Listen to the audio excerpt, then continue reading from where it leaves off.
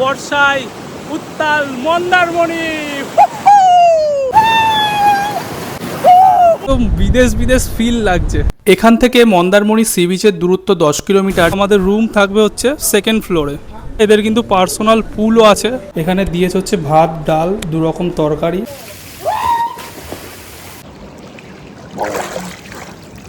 জানলা খুললেই সমুদ্রের ভিউ পাওয়া যায়। তো চলো দেখাচ্ছি।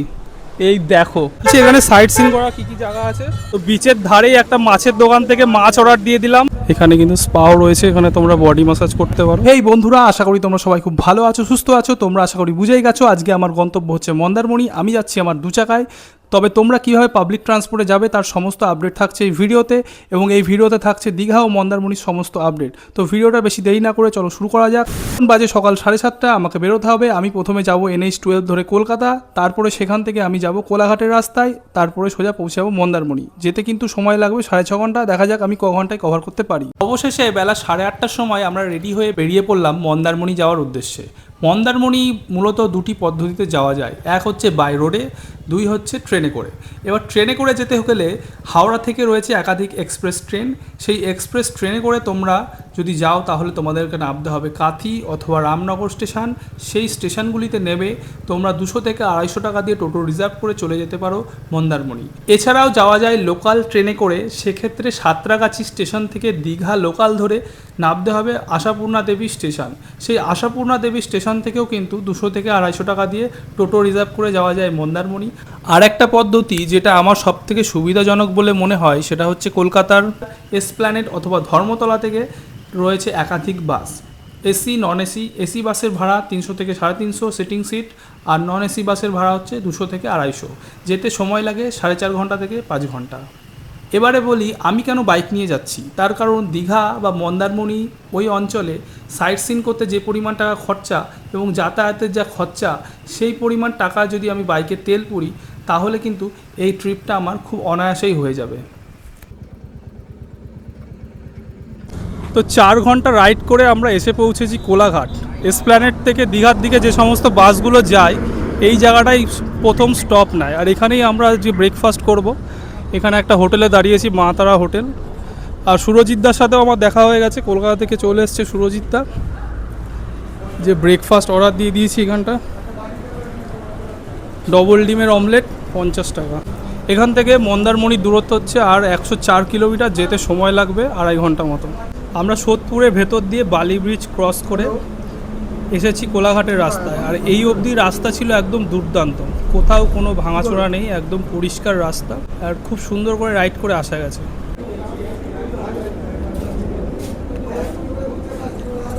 ডিম টোস্টটা বেশ টেস্টি হয়েছে।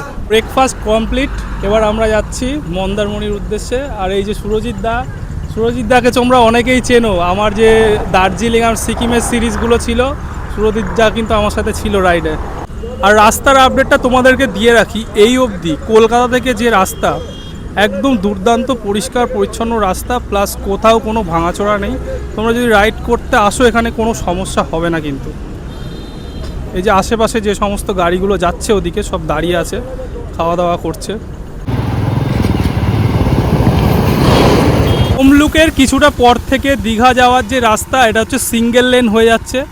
অর্থাৎ একই রাস্তা দিয়ে একদিক দিয়ে গাড়ি যাবে আর একদিক দিয়ে আসবে।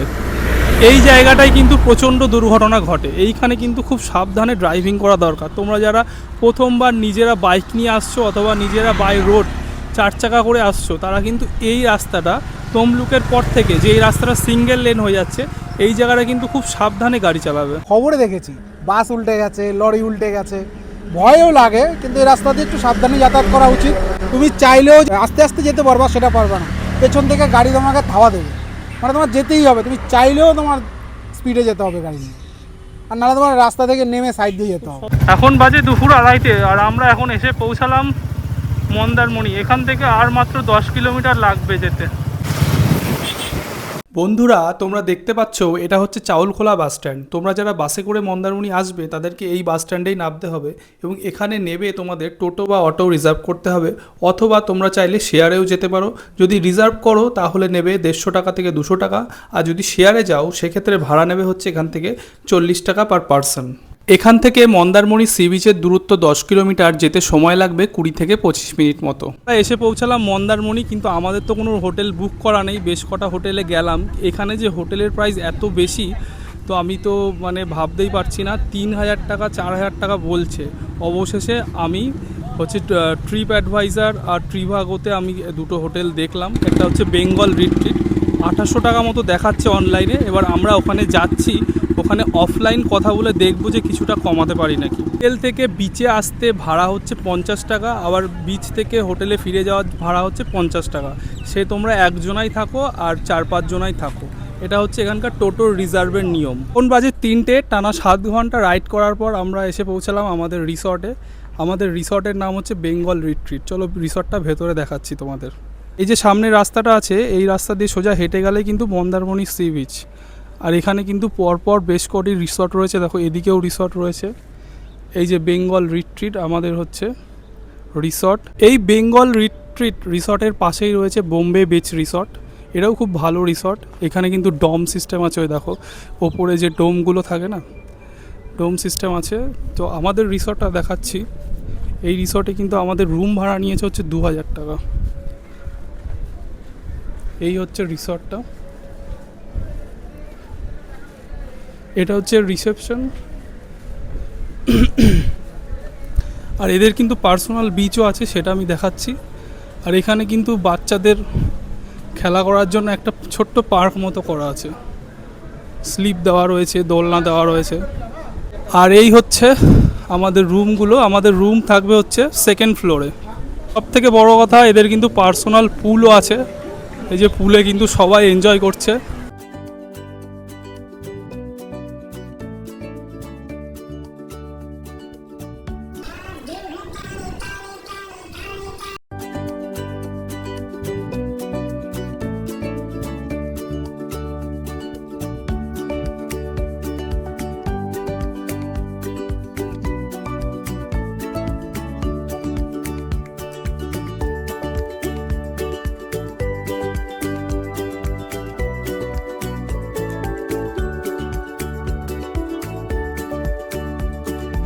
তো এই যে দেখতে পাচ্ছ আমার পেছনে, এখানে কিন্তু এই হোটেলের পার্সোনাল বিচও আছে। এখান থেকে নেমে তোমরা কিন্তু সমুদ্রে স্নান করে আসতে পারো। তো চলো এবার রুমে যাওয়া যাক। রুমটা হচ্ছে 2nd ফ্লোরে, চলো দেখাচ্ছি। আর এই হোটেলের একটা বিশেষত্ব হচ্ছে, এখান থেকে তোমরা কিন্তু ডাইরেক্ট সমুদ্রের ভিউ পাবে, এরকম সাইড ভিউ পেয়ে যাবে। এই হচ্ছে আমাদের রুমটা দেখো যথেষ্ট স্পেস রয়েছে, কিন্তু একটা টেবিল দেওয়া রয়েছে, এখানে একটা ওয়ার্ড্রপ রয়েছে, বসার চেয়ার, এখানে আয়না, আর এখানে জিনিসপত্র রাখার জন্য একটা টেবিল করা রয়েছে। আর এই হচ্ছে বেডটা কিন্তু যথেষ্ট বড়, দুজনে অনায়াসে শুতে পারবে। আর সাথে যদি কোনো বাচ্চা থাকে সেও শুতে পারবে। এবার দেখা হচ্ছে বাথরুমটা। এই হচ্ছে বাথরুম, মডার্ন বাথরুম যেরকম হয় সব কিছুই আছে, বেশ পরিষ্কার পরিচ্ছন্ন। হাত ধোয়ার বেসিন, গিজার সবই রয়েছে।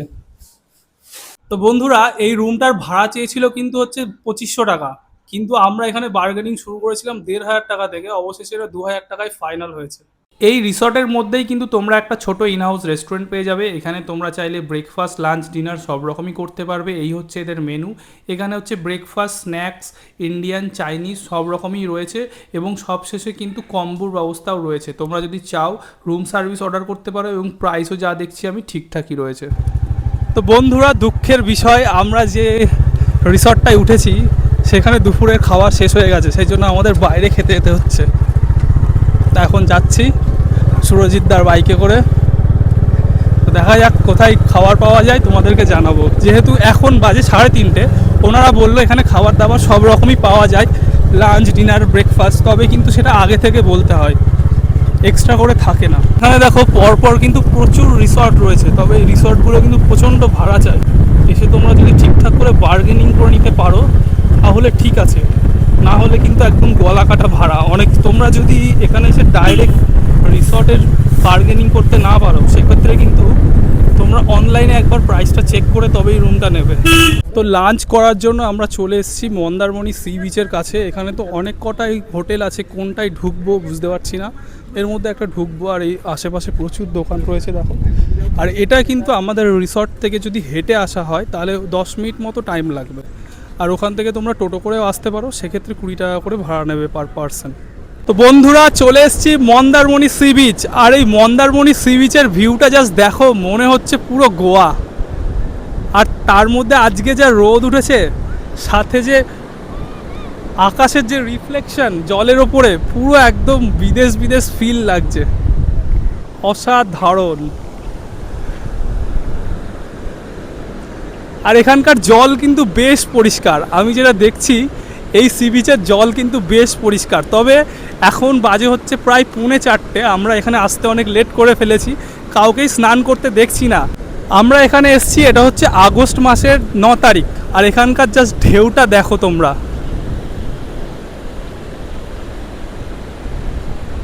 মানে সত্যি এরকম ঢেউ পাবো এখানে এসে আমি ভাবিনি, অসাধারণ লাগছে। এখানে এসে আমি যে রিসর্টে উঠেছি, তোমরা যদি সেই রিসর্ট থেকে বিচের ধার ধরে হেঁটে মন্দারমণি সি বিচে আসতে চাও, তাও কিন্তু আসতে পারো। আমার পেছনে এই যে সাদা বিল্ডিংটা দেখছো, ওখানেই কিন্তু আমাদের রিসর্টটা। এই বিচের পাড় ধরে হাঁটতে হাঁটতে কিন্তু মাত্র 5 মিনিটেই পৌঁছে যাবে মন্দারমণির মেন সি বিচে। বিচটা আমরা দেখলাম, এরপরে এখানে যে সমস্ত দোকানপাটগুলো আছে সেগুলো আমরা বিকেলবেলা এসে তোমাদেরকে দেখাবো। এখন যাচ্ছি খেতে, তার কারণ হচ্ছে খাবারটা আমরা অর্ডার দিয়ে এসেছি, আর এরপর না খেলে অনেক দেরি হয়ে যাবে। আমি যেখানে খেতে এসেছি তোমাদেরকে দেখাই জায়গাটা, এই হচ্ছে পাশে মন্দিরটা, এই মন্দিরের পাশেই এই যে গলি, এই গলি দিয়ে সোজা গেলে আমরা দোকানটা পাবো। আমি যে রেস্টুরেন্টে এসেছি সেই রেস্টুরেন্টটা হচ্ছে মা তারিণী হোটেল অ্যান্ড রেস্টুরেন্ট। চলো ভেতরে যাই। এখানে হচ্ছে পুরো এসির ব্যবস্থা রয়েছে, আর এই হচ্ছে এখানকার মেনু। থালিগুলো দেখাচ্ছি, 100 টাকা থেকে ভেজ থালি শুরু, আমরা নিয়েছি হচ্ছে রুই থালি। এই হচ্ছে রুই থালি, এখানে দিয়েছে হচ্ছে ভাত, ডাল, 2 রকম তরকারি, আলু ভাজা, পাঁপড় ভাজা, আর রয়েছে রুই মাছ। এই যে সোয়াবিনের তরকারিটা খাচ্ছি, এটা কিন্তু এই থালির মধ্যে না, এটা কাকিমার বাড়িতে তৈরি, কাকিমা ভালোবেসে দিল খেতে।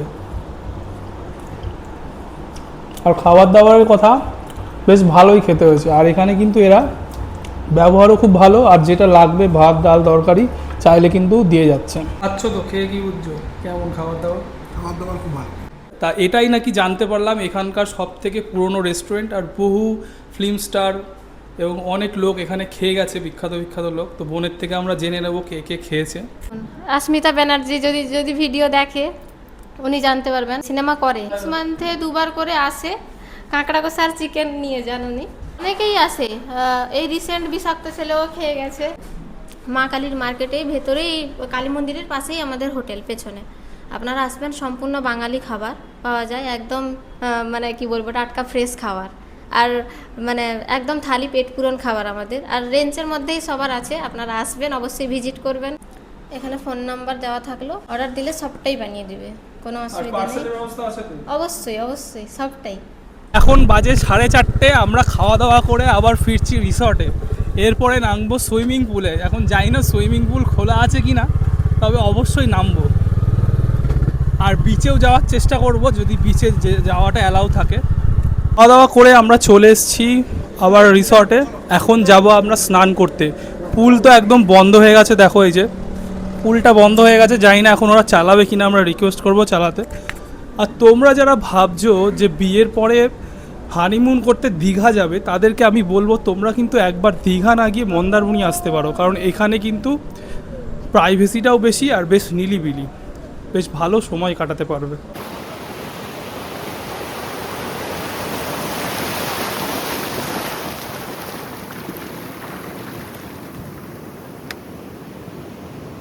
তো বন্ধুরা আমরা চলে এসেছি মন্দারমণি সি বিচে। এখন কি হবে, শুধু এনজয় হবে। আর এই হচ্ছে বর্ষায় উত্তাল মন্দারমণি, শুধু ঢেউটা দেখো, ঢেউটা। বন্ধুরা বর্ষাকালে মন্দারমণি আসলে কিন্তু এই রকম ঢেউ তোমরা দেখতে পারবে, দেখো পেছনে।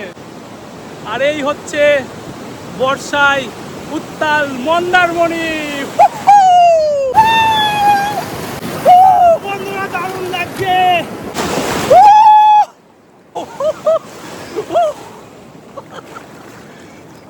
আর এই পুরো সমুদ্র সৈকতে আমরা মাত্র 2 জন, আর কেউ নেই। অনেক সমুদ্রে স্নান করলাম, এবার যাচ্ছি সুইমিং পুলে। এখন বিকেল হচ্ছে 5:10 আর আমরা দুজন আছি সুইমিং পুলে। সুইমিং পুলটা বন্ধ করে দিয়েছিল, এই ফোড়া টোড়া আবার চালাতে বললাম, কারণ হচ্ছে ভিডিও করবো আর আমরা একটু এনজয় করবো, তো রিকোয়েস্ট করাতে ওনারা কিন্তু চালিয়ে দিয়েছে। আর এই হচ্ছে সুইমিং পুলটা।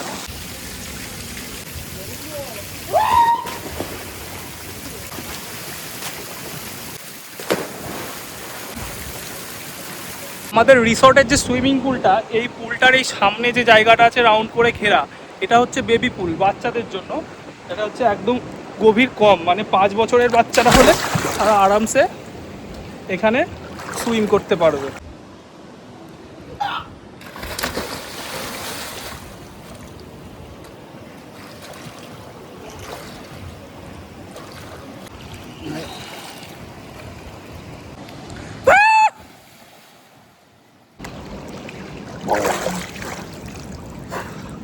অনেক হলো স্নান করা, এবার যাই রুমে। 1 ঘন্টা রেস্ট নিয়ে আমরা যাব মন্দারমণি সি বিচ। সন্ধ্যেবেলা কেমন দেখতে লাগে সেটা দেখতে। তো বন্ধুরা, এখন বাজে সন্ধ্যে 6টা। আমি রিসর্টে এসে একটু রেস্ট করে নিলাম স্নান টান করে। তো এখন বাইরের ভিউটা তোমাদের দেখাচ্ছি, যে এই রিসর্ট থেকে মন্দারমণির বিচের ভিউটা কেমন লাগে দেখতে। তো চলো দেখো, জাস্ট ভিউটা একবার দেখো।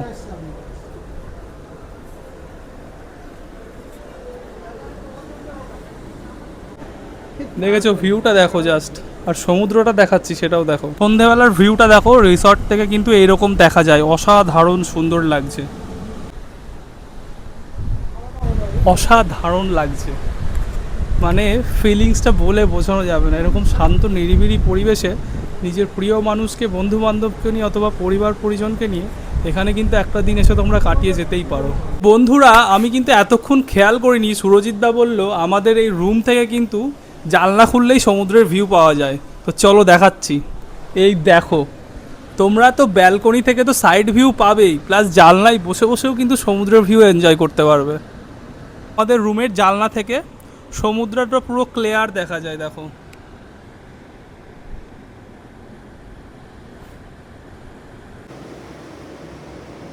তো বন্ধুরা, সন্ধেবেলায় রিসর্টের পরিবেশটা কিন্তু অন্যরকমই হয়ে যায়। চারিদিকে ওয়ার্ম লাইট দিয়ে সাজানো, প্রত্যেকটা লাইট জ্বলে উঠেছে। আর এদের যে বিচ সাইডটা আছে ওটাও তোমাদেরকে দেখাচ্ছি, চলো এসো।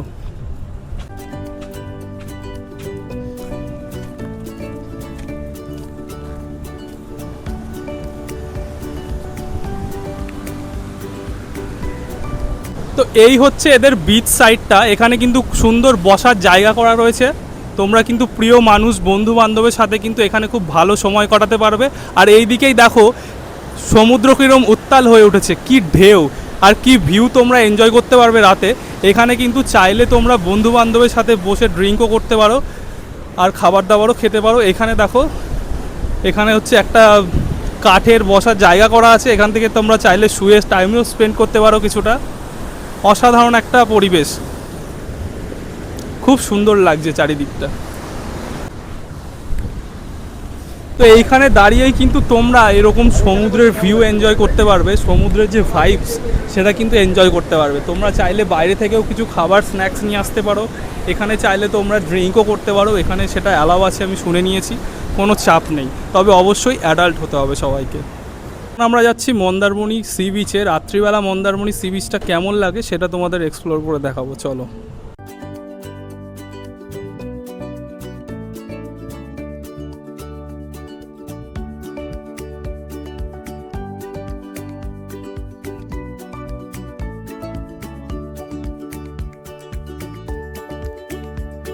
মন্দিরটা কিন্তু খুব সুন্দর দেখতে, একদম সি বিচের সামনেই রয়েছে। আর এর উল্টো দিকেই রয়েছে হচ্ছে স্ট্যান্ড, এখানের থেকে তোমরা টোটো অটো সব পেয়ে যাবে। এখানে সাইট সিন করা কী কী জায়গা আছে? সাইড সিনে আমাদের এখানে লাল কাঁকড়া বিচ আছে, তাজপুর শঙ্করপুর মেরিন ড্রাইভ আছে, আর দীঘা জগন্নাথ মন্দির আছে, আর উদয়পুর তালসারি আছে। এই জায়গাগুলো সাইট সিন করতে কত খরচ? এইগুলো পুরো সারাদিনের ট্যুর থাকবে, একটা এই 2000 টাকার মধ্যে হয়ে যায়। আর একটা স্পট থাকলে, এই যেমন লাল কাঁকড়া বিচ হচ্ছে আপনার যাওয়া আসা 200 টাকা, আর তাজপুর শঙ্করপুর আর ওই মেরিন ড্রাইভ আর দীঘা হলে যাওয়া আসা 1200 টাকা। আচ্ছা, আর বাস স্ট্যান্ড থেকে আসলে কত টাকা? বাস স্ট্যান্ড থেকে আমাদের অটোতে হচ্ছে 200 টাকা ভাড়া, রিজার্ভ। 200 টাকা ভাড়া? হ্যাঁ, রিজার্ভে। কজন আসতে পারবে? আপনার 6 জন, যেটা সিট আছে ক্যাপাসিটি 6 জনই আসতে পারে। আর কেউ যদি আপনাকে মানে পার্সোনাল বুক করে, মানে বাস স্ট্যান্ড থেকে ড্রপ করে তারপরে হচ্ছে সাইট সিন করে, তা আপনি সেটা করে দেবেন তো? তা আপনার নাম আর নাম্বারটা বলুন। আমার নাম হচ্ছে প্রশান্ত মাইতি, নাম্বারটা হচ্ছে 8597000609। একজন টোটোওয়ালা দাদার কাছে শুনে নিলাম যে বাস স্ট্যান্ড থেকে এখানে আসতে 150 থেকে 200 টাকা লাগে, সেটা রিজার্ভে তোমরা আসতে পারো আর শেয়ারেও আসতে পারো। বিচের সাইডে কিন্তু ভর্তি দোকান রয়েছে চারিদিকে, একদম দীঘার মতোই, পুরো কাজুর দোকান, জিনিস, ঘর সাজানোর জিনিসপত্র, মহিলাদের জুয়েলারি, এদিকে দেখো ব্যাগপত্র সব কিছু রয়েছে। এইখানটা পুরো একটা মার্কেট মতোই করে দেওয়া হয়েছে। এদিকেও প্রচুর দোকানপাট রয়েছে, স্ন্যাক্স যেমন ফুচকা টুচকা এইসবের গাড়িও কিন্তু বসেছে এখানে। প্রচুর দোকানপাট রয়েছে, বিভিন্ন রকমের জামা কাপড় তো রয়েছেই, সাথে জুতো, নিত্য প্রয়োজনীয় জিনিসপত্রও রয়েছে এখানে। এই মার্কেট তোমরা ঘুরে ঘুরে দেখতে পারো, ঠিক দীঘার মার্কেট যেরকম ঠিক সেরকমই অনেকটা। এখানে একটা জুয়েলারি দোকান রয়েছে আর এখানে খাবার দাবারের দোকানও রয়েছে।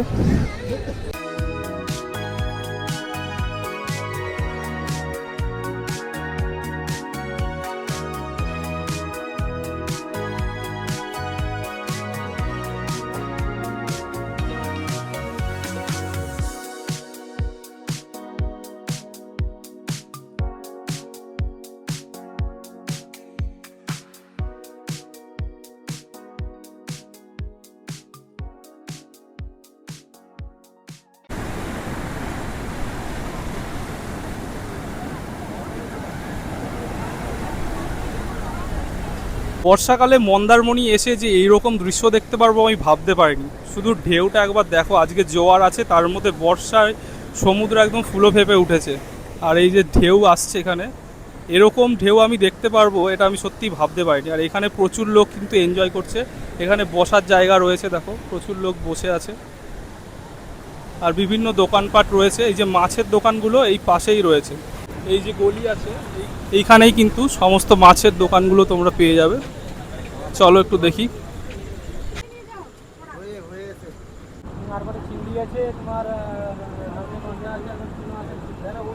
তো বিচের ধারেই একটা মাছের দোকান থেকে মাছ অর্ডার দিয়ে দিলাম। এখানে হচ্ছে টুনা মাছ, এটা আমরা অর্ডার দিয়েছি, এটা নিচ্ছে হচ্ছে 120 টাকা। আর এখানে আছে চিংড়ি, এগুলো হচ্ছে 4 পিস 100 টাকা। আর এখানে আছে লোটে, এটা নিচ্ছে 4 পিস 100 টাকা। এইগুলো আমরা অর্ডার দিয়েছি, এখানে তৈরি হচ্ছে, এটা পার্সেল করে নিয়ে যাব হোটেলে। মাছগুলো কিন্তু দেখে মনে হচ্ছে একদম ফ্রেশ, দীঘাতে যেরকম কোটিং করা মাছ থাকে এখানে কিন্তু একদম টাটকা মাছই দেখতে পাচ্ছি।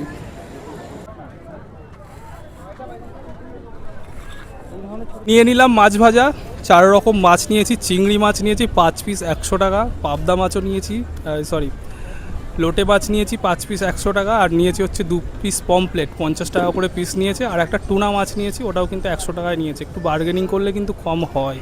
সমুদ্রের পাড়ে আসলে কিন্তু আমরা এই মাছ ভাজা খেয়েই রাত্রিটা কাটিয়ে দিই, কারণ এতগুলো রকম মাছ ভাজা খাওয়ার পর পেটে আর জায়গা থাকে না ডিনার করার। তো এটাই হচ্ছে আজকে রাতে আমাদের ডিনার। সমুদ্রের পাড়ে ঘুরে তোমরা কিন্তু এখান থেকে একটু শপিং টপিং করে নিতে পারো, বাচ্চাদের খেলনা থেকে শুরু করে ব্যাগপত্র সব কিছুই রয়েছে এখানটা।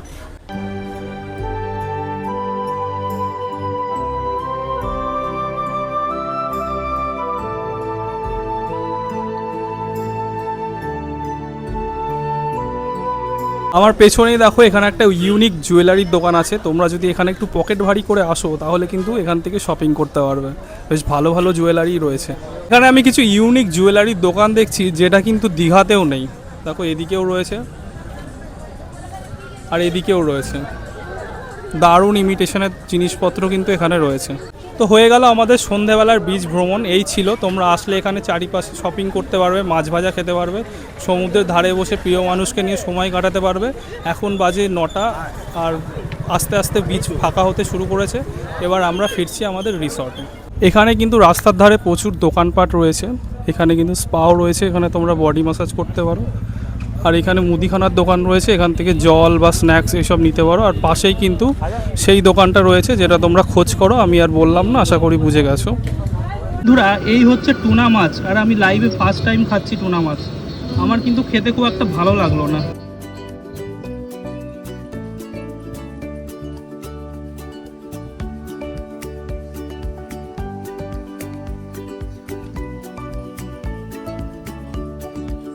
তো গুড মর্নিং বন্ধুরা, গুড মর্নিং ফ্রম মন্দারমণি। সকাল সকাল চলে এসেছি বিচে, কিন্তু পেছনে দেখো আকাশের অবস্থা একেবারেই ভালো না, পুরো মেঘলা হয়ে আছে। সেই জন্য সানরাইজ দেখতে এসেও আমাদের ব্যর্থ হতে হলো, সানরাইজ দেখতে পেলাম না। তবে ঢেউ কিন্তু খুব সুন্দর আছে।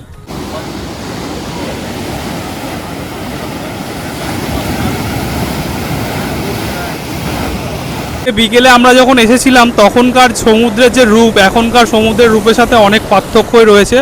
প্রচুর ঢেউ সকালে, আর রাত্রেবেলায় দেখেছিলাম যে জোয়ার এসছে, সকালে পর্যন্ত এখনও পর্যন্ত জোয়ার আছে, আর এই জলটা কিন্তু অনেক ওপরে উঠে এসছে। আজকে সকালের পরিবেশ দেখো, আকাশ একদম মেঘলা, আর জোয়ার কিন্তু কালকে রাত থেকে কন্টিনিউ আছে, আর জলটাও কিন্তু অনেকটা সিঁড়ির কাছে উঠে এসছে। আমরা সকালবেলা এসেছিলাম সানরাইজ দেখবো বলে, কিন্তু ওই মেঘলা আকাশে আর সানরাইজ তো দেখতে পেলাম না। তবে এই সমুদ্রের ঢেউ দেখে কিন্তু মনটা অনেকটাই শান্তি পেল। নিয়ে নিলাম এই মুড়ি ঘুগনি, এক প্লেটের দাম নিল 30 টাকা। এবারে আসি ভিডিওর মূল বিষয়, যে মন্দারমণি ভ্রমণ করতে গেলে কত টাকা খরচ হতে পারে। তোমরা যদি বাসে করে যাও, একটা অ্যাপ্রক্সিমেট হিসাব আমি দিয়ে দিলাম, খরচ হতে পারে 2500 থেকে 2600 টাকা। আর তোমরা যদি বাইক নিয়ে যাও, সেক্ষেত্রে খরচ হতে পারে 3000 টাকা থেকে 3100 টাকা মতো। ভিডিওটা অনেক কষ্ট করে সাজিয়ে তুলেছি, ভালো লাগলে লাইক, শেয়ার, কমেন্ট, সাবস্ক্রাইব করে আমাদের পাশে থেকেও। দেখা হচ্ছে পরবর্তী ভিডিওতে।